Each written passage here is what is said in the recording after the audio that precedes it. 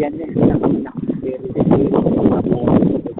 Tapos taas na 268 meters. Nasa Guinness World Record yan. Yan sa King Dubai. Yan, kita nyo. Saka yung beach na yan, white sand. Ayan. Itong nakakarang naman to, flying cup kung tawagin mo. Ayan. Ito naman yung Palmera, yung kulay pink. Yung isa naman na parang nakakapon, may barkong malaki. Tapos yan yung Atlantis. Atlantis resort. Dito din niya sa Dubai. Yun. Ano kung gano'n pa lang ba?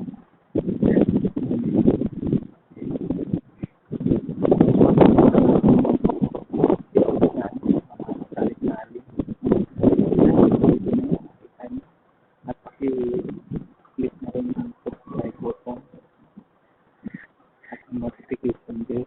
Ayun, kita nyo kung gano'n kaganda. Yun, ngayon wala masyadong customer. Yan. Ano? Ngayon, medyo maganda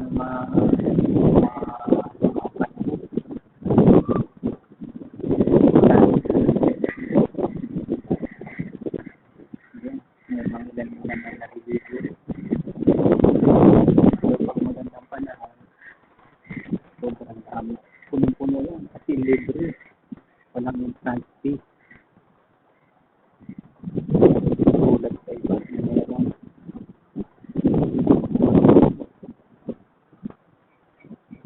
Kita nyo kung gaano kaganda dito. Kasi ilan na nakabayan dito. Napunta sila dito. Naliligo. Kapag week off nila. Pero bawal din mga pamilya o manghuli ng isla.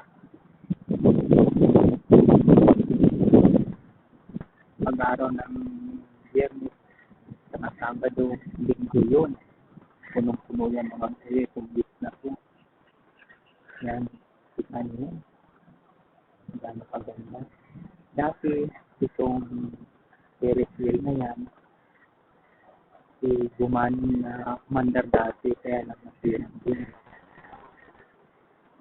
Nagkaroon ng problema doon sa pinakang center lock.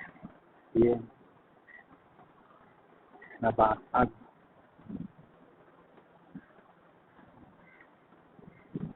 Dito yung parang bulak-bulak na yan ay charging phone yan na solar system, solar panel,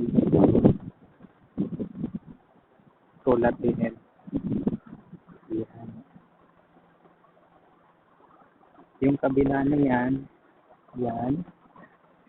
ay private beach.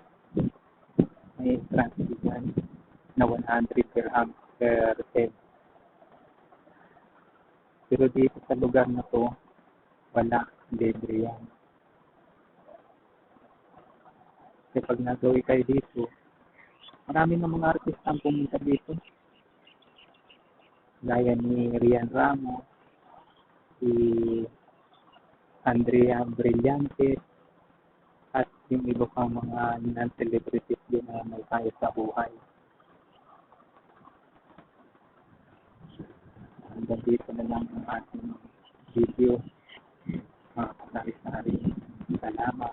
Bye-bye.